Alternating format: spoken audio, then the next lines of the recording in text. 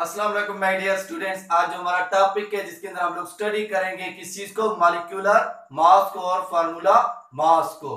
तो सबसे पहले बेटे हम लोग आ जाते हैं मॉलिक्यूलर मास की तरफ। मॉलिक्यूलर मास, मॉलिक्यूलर मास जो होता है बेटे हमारे पास the sum of atomic masses all the atoms present in a molecule. अगर एक मॉलिक्यूल के अंदर जितने भी नंबर ऑफ एटम्स होते हैं उन एटम्स के मास को जब सम अप कर लेते हैं, इनके आपस में जमा कर लेते हैं, तो उनका जो मास आ जाता है तो उसको क्या कहते हैं, मॉलिक्यूलर मास कहते हैं। इसकी डेफिनेशन क्या है बेटे? सम of atomic masses sum of atomic masses of all atoms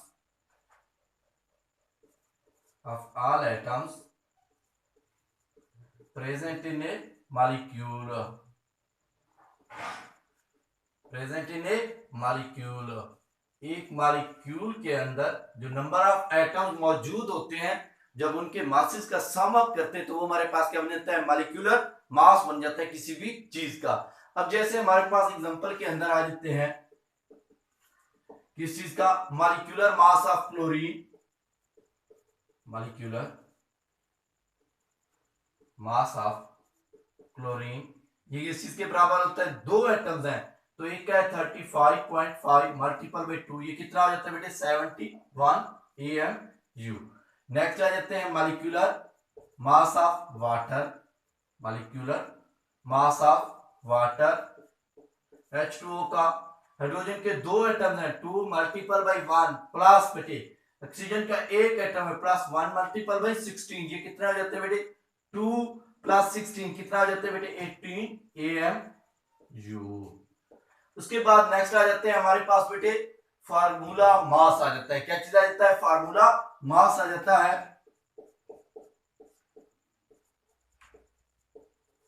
formula mass,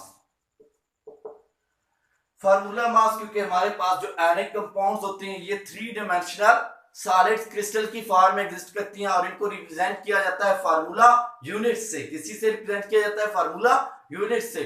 तो हमारे पास जब इसकी डेफिनेशन करते हैं फार्मूला मास की, the sum of atomic masses of all atom present in a formula unit, यानी कि एक फार्मूला यूनिट के अंदर जो नंबर ऑफ एटम्स मौजूद होते हैं जब उनके सम अप करते हैं तो उसको हमारे पास क्या कहते हैं बेटे, फार्मूला मास कहते हैं।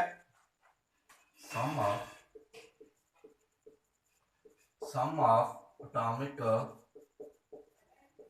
atomic masses of all atoms present in a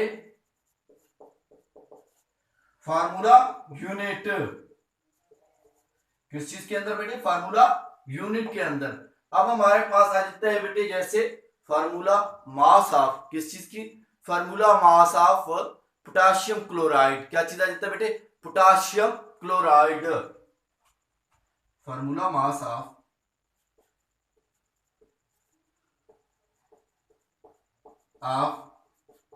potassium chloride KCl। अब पोटाशियम का मास कितना है बेटे 39 है और क्लोरीन का एक एटम है कितना है 35.5।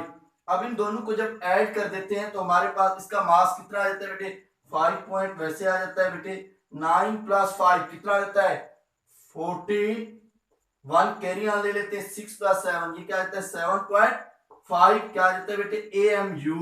क्या आ जाता है बेटे AMU। हमारे पास क्या आते हैं formula mass of potassium chloride.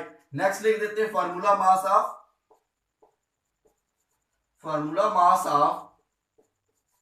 Calcium carbonate.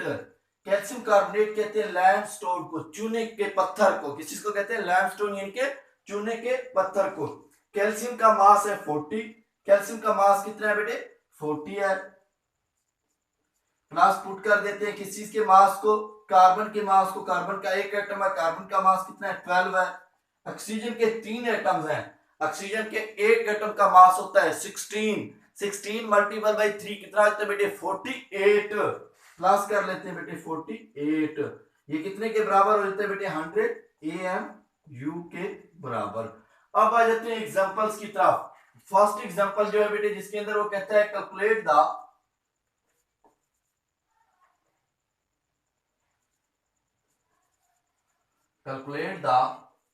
Molecular mass of HNO3 यानी कि नाइट्रिक एसिड। कैलकुलेट करें मॉलिक्यूलर मास किस चीज का, नाइट्रिक एसिड का। तो सबसे पहले इसके अंदर देखिए कौन कौन से एटम है, हाइड्रोजन है, नाइट्रोजन है और ऑक्सीजन है। हम लोग लिखेंगे बेटे जो गिवन डेटा है, यानी कि हमारे पास हम लोग सॉल्यूशन के अंदर लिखेंगे क्या चीज है, सॉल्यूशन लिखेंगे बेटे, स्टार्ट करेंगे सॉल्यूशन जब स्टार्ट करेंगे तो हम लोग लिखेंगे बेटे एटॉमिक मास ऑफ हाइड्रोजन,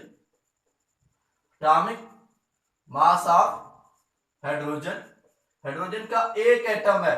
अब इसका मास क्या होगा बेटे 1 AMU। नेक्स्ट लिखेंगे बेटे क्या चीज, atomic mass of nitrogen,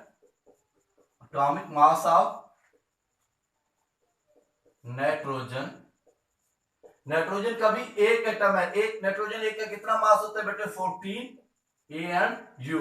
next आ जाता है एटॉमिक मास ऑफ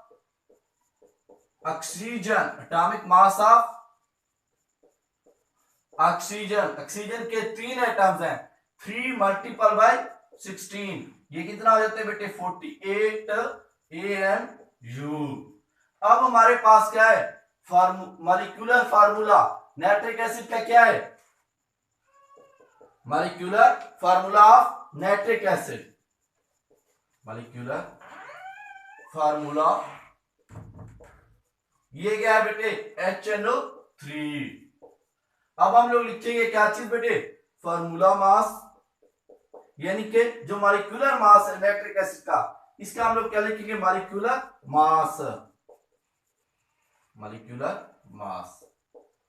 अब हाइड्रोजन का मास क्या है 1 प्लस बेटे नाइट्रोजन का कितना है 14 है, ऑक्सीजन के 3 एटम, उनका मास कितना है बेटे 48। ये कितना हमारे पास हो रहा है बेटे, ये कितना हो रहा है बेटे 14 प्लस 1 15 प्लस 48, ये कितना हो जाता है 63 AMU। ये हमारे पास क्या हो रहा है बेटे molecular mass of nitric acid. Next हमारे पास आ जाता है बेटे एग्जांपल नंबर 2 के अंदर, वो कहता है कैलकुलेट द, एग्जांपल नंबर 2 आ रहा है नेक्स्ट, उसके अंदर वो कहता है कि calculate the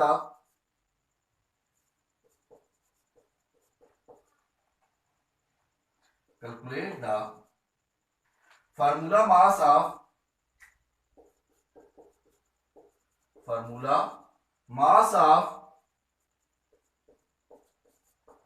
potassium sulphate K2SO4। अब हम लोगों ने क्या कैलकुलेट करना है बेटे, formula mass of potassium sulphate. सबसे पहले हमारे पास जब इसकी सॉल्यूशन के ऊपर आ जाते हैं, किस चीज के ऊपर बेटे, सॉल्यूशन के ऊपर हल करने के अंदर आ जाते हैं, हम लोग क्या लिख देते हैं बेटे एटॉमिक मास ऑफ पोटेशियम लिख देंगे, एटॉमिक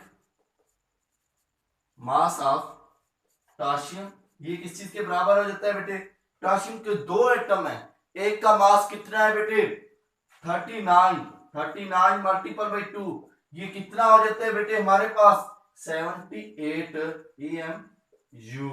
नेक्स्ट हमारे पास आ जाता है बेटे एटॉमिक मास ऑफ सल्फर, किस चीज का आ जाता है बेटे एटॉमिक मास ऑफ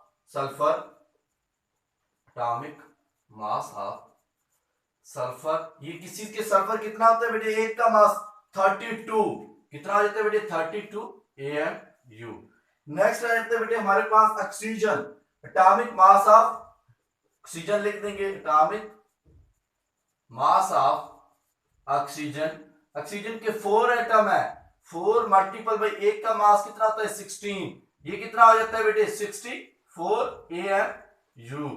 अब हमारे पास आ जाते हैं बेटे फार्मूला, यानी कि फार्मूला यूनिट क्या है बेटे, फार्मूला यूनिट क्या है बेटे K2SO4। आप क्या लिखेंगे बेटे, formula mass of potassium sulphate, formula mass of potassium sulphate. अब सब एटम्स जो हैं इनके मासेस को क्या कर देंगे बेटे, पुट कर देंगे, इनके मासेस को क्या कर देंगे बेटे, पुट कर देंगे।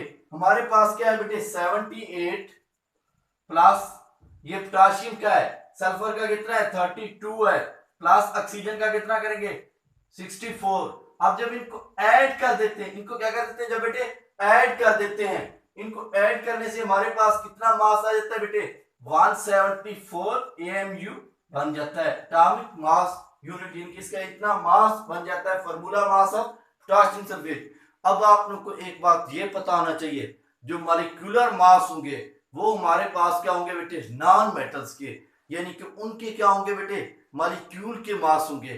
फार्मूला यूनिट के अंदर वो कंपाउंड होंगे जो एनिक कंपाउंड्स होंगे, यानी कि जिन कंपाउंड्स के अंदर मेटल्स और नॉन मेटल्स मिलके जो कंपाउंड बनाते हैं, इसको हमारे पास क्या कहते हैं बेटे, फार्मूला यूनिट या फार्मूला मास कहते हैं। ओके, अल्लाह हाफिज। कल इंशाल्लाह इससे आगे पढ़ेंगे एन को। खुदा हाफिज।